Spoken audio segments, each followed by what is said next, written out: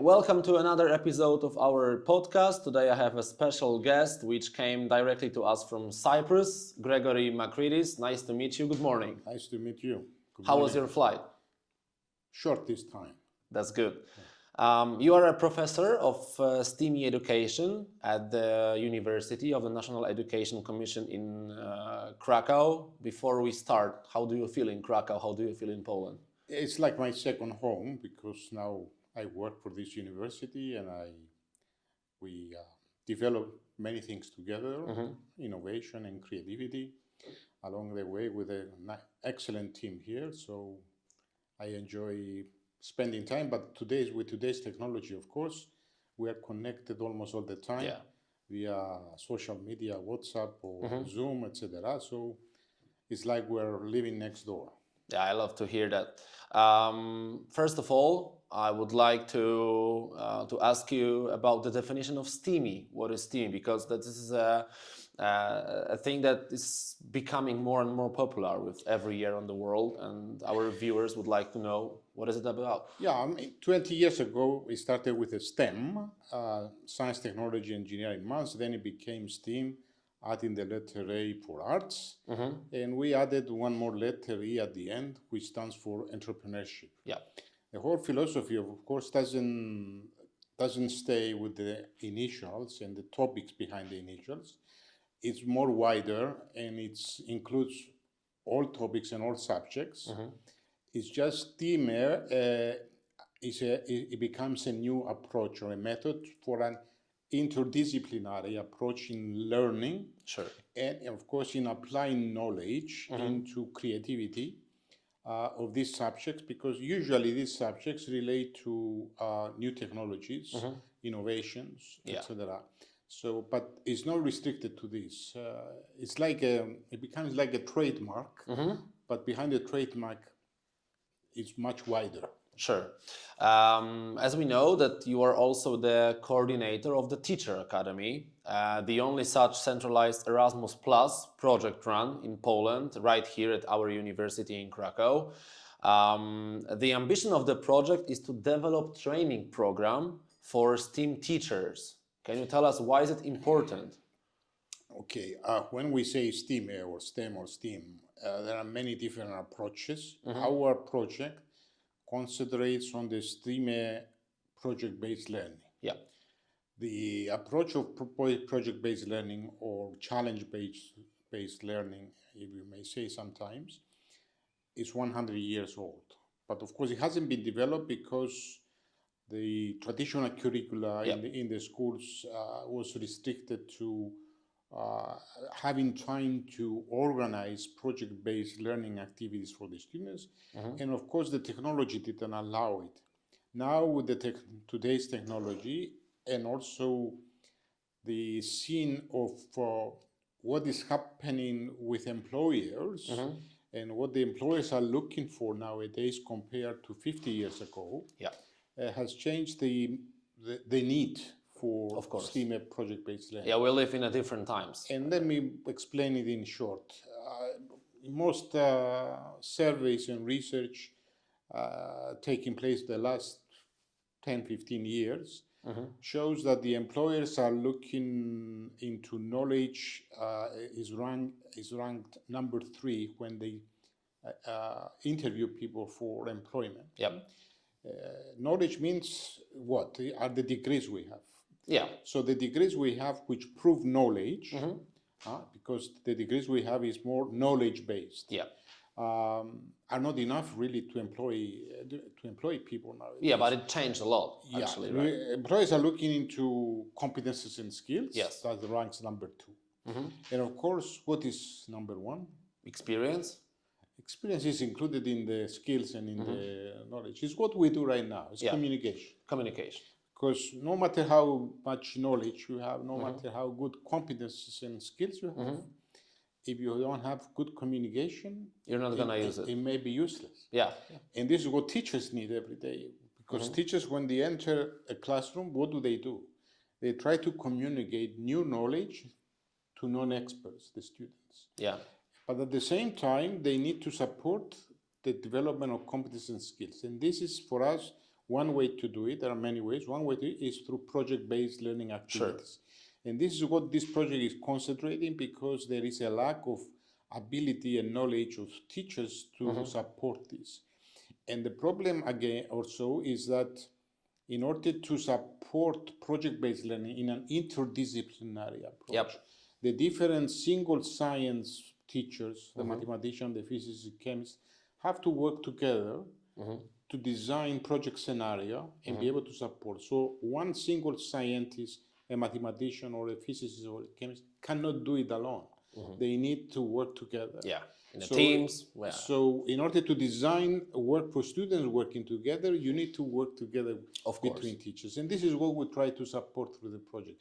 Design ready-made material, the learning and creativity plans, are what we call them, is what we used to call lesson plans. We don't call them lesson plans because we don't do lessons anymore. We facilitate the learning. And how do we facilitate the learning? Through learning and creativity plans that are designed by 2 or more teachers together, and they are implemented with students in order to help the students do what? Apply knowledge into creativity work, create something. And they always have to have in their mind the entrepreneurial mindset. Of course. Why? Because in the future, when they become real scientists and innovators, you can always invent things, but that invention will never become innovation unless someone is interested to invest in it. Of course. Or someone is there to buy. With a product or whatever. So the young people and youth in general, they need to understand this process.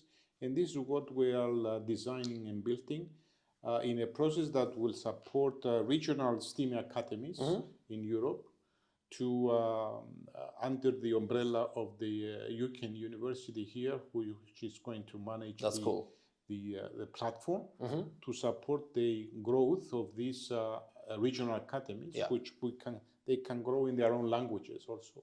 That's very nice. So shortly, because there are many other things, but shortly, because we develop also a mentoring system to support new future students coming out of the university with experienced teachers, etc., etc. So there are many parameters in the process. We develop webinars also as well.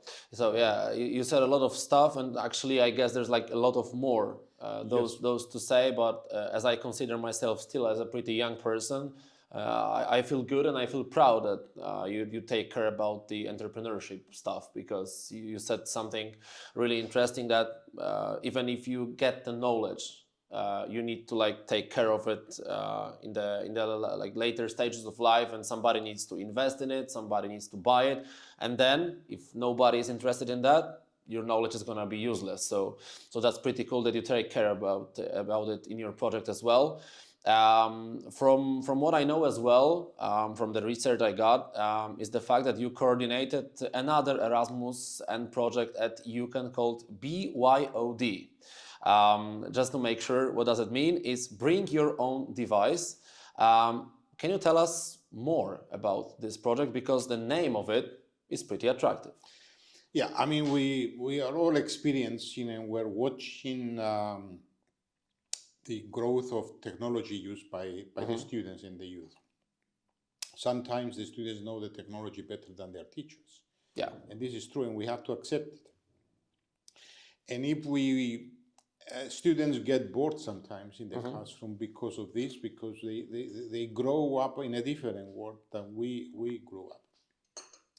So we said that, okay, if we need to change something, we need to adapt to the students. Yes. We should not expect the students to adapt to us. Otherwise, we will lose them. So in an attempt to do many new changes in adapting to the students, the bring your own device is behind the statement, bring your own device and I can facilitate your learning. Okay. So regardless of what device you have, I should be able as a teacher to support you in learning. Of course. So in order to do this, the problem nowadays, and in order for all educational systems in Europe to change, they need to reduce the teaching time, the lecturing time, if I may say, and allow more time for other interactive works between the students, between the teacher and the students, etc., and between the teachers themselves. Sure. So we decided that in order to be able to do this in the project-based learning work, we need to provide a solution for the knowledge transfer. Yeah. What do I mean? Imagine you are a teacher and you teach something in October, and then in March, 6 months later, you need to apply that knowledge that you gave to your students into something else. Yeah. And let's take the scenario that all the students in your classroom come to you and they say, "Sir, we don't remember anything from what." Yeah, because it was like 6 months ago. Right? And then what do? Teach them again? There is no time. Yeah. Because you have a curriculum to follow.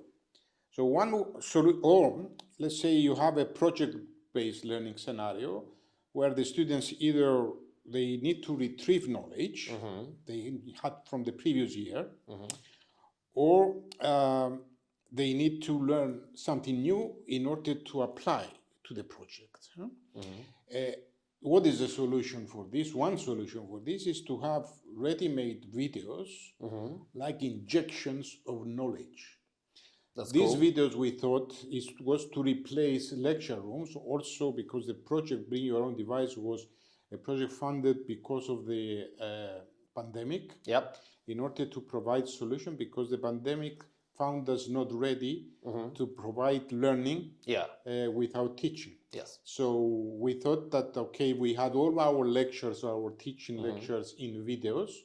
Anytime there is a problem, the students can watch it. Or anytime the students don't remember something, you say, watch the video. Yep. Or you work on a project and you need to retrieve knowledge, you go to your laptop and watch Open the video, yeah. So a classroom is usually 40, 45 minutes or 50 minutes, depending on the country. So we thought to develop videos of 15, 30, and 45 minutes of the same content in different speeds, which is not an easy task. Yeah. If you are a teacher listening to this and you imagine teach the same content in 15, 30, and 45 minutes, you will discover that it's not easy. Yes. But in this process and in the development and in the piloting, we discovered something important. Okay. What is that? The students didn't like any video of more than 5 minutes. Yeah, because so then why should we watch it? We had to adapt to them. So we started developing the videos in pieces of 5 minutes maximum. Very good idea. So a student can watch this video anytime, any place, anywhere, as many times they want, etc., to retrieve or receive knowledge. And this was really the outcome of this project, which we are using now in the STEAM Academy. Very good. Because in the STEAM Academy, these videos are useful to inject knowledge for students working in projects. Yeah, that's very good. Very good and very modern as well. I like that as a young person. But speaking about videos, do you know that there is a competition for preparing videos and about mathematics by the students at the primary school and high school level in Poland? Did you see any of the materials so far? I have seen a few, and this is exactly what the students need for several parameters. One is that, of course, as we all say, because we are teachers also, you really understand the content of a topic when you try to teach it. Of course. So making the students becoming teachers in a way, because when they develop a video, it's like they develop something to transfer knowledge to others. Yeah, of course. So then it helps them to understand the material in more depth. Second, in the process, they develop skills for technology. Yep. Third, they become better communicators, because in order to make a successful video you have to be a good communicator. Of course. So you can improve your communication skills. And maybe the most important also is that some of these kids, they create videos in groups. It helps the cooperation. Yeah. Because cooperation is needed for many reasons, as I explained earlier, for project-based learning. Yeah. Is cooperation also. So All these skills, competences can be developed by participating in In this competition, yeah. So I think it's very useful, and this helps the teachers and the students, because the teachers also is like helping the students to create this. They become co-creators also. Yeah. They learn also. Yeah. So it's good. You are the inventor of a series of conferences addressed to the young people across the whole Europe, and they are known as Euromath conferences. Can you tell us what inspired you to run and start those conferences program? Before that, I started organizing in Cyprus local student conference. And then I was inspired to say, okay, why not making it an international conference? So in 2009, we announced the conference called Euromath at that time. Okay, 2009. Yeah, 2009. It was like 15 years ago. Yes, Okay. because later it became Euromath and Euroscience, because Okay. we added the other science. Okay. I think the first year in 2009 we have 42 international students. I remember we even had a student coming from California. From USA? USA too. Okay, that's cool. So then it started to pick up, and then we had the results from European projects with new competitions like the Math Factor, which is like the X Factor, but instead of singing and dancing, you do math. Communicate math.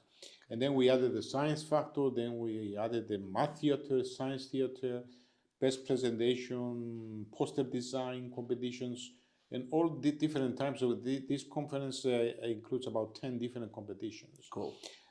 And actually the videos could become another one, another part. But students learn to write abstracts, behave like academics in a sense, young academics we call them, and they make individual presentations or in groups.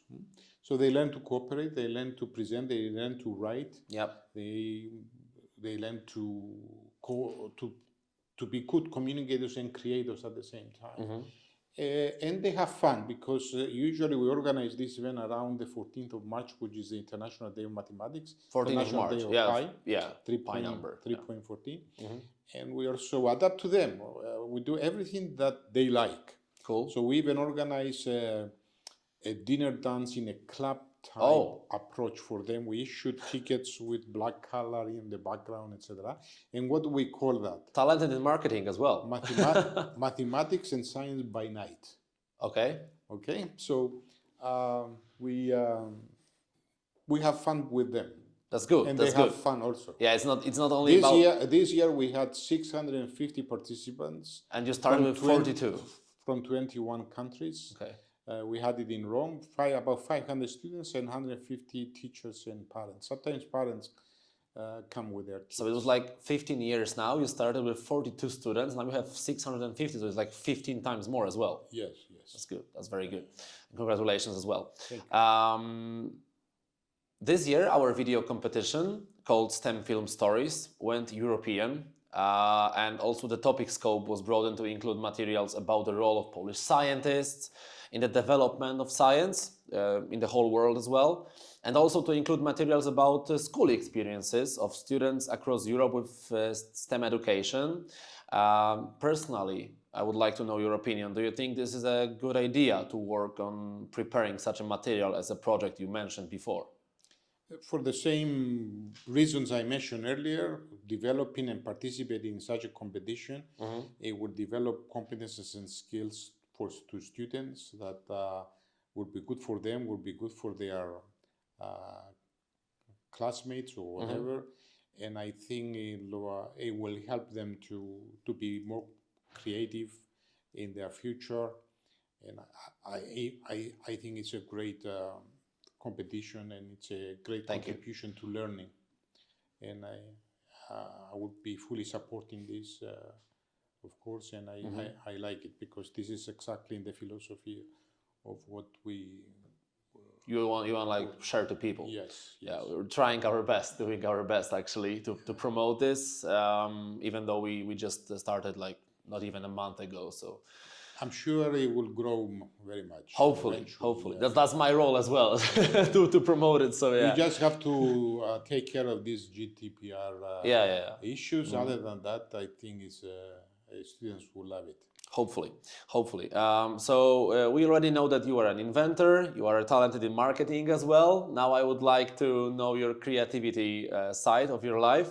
Would you like to invite our followers to participate in this competition? Of course, yes. Yeah, I think, as I said earlier, it's a great opportunity for students and for youth to develop competences and skills and get ready with their knowledge to become creators and innovators in the future. For sure. Thank you very much. Gregory Makridis, the professor of STEAM education at the University of the National Education Commission in Krakow. Thank you for your time. Thank you for coming to Poland. I wish you a great time here. And thank you for this lovely conversation. Thank you. Have a good day. Thank you. You too.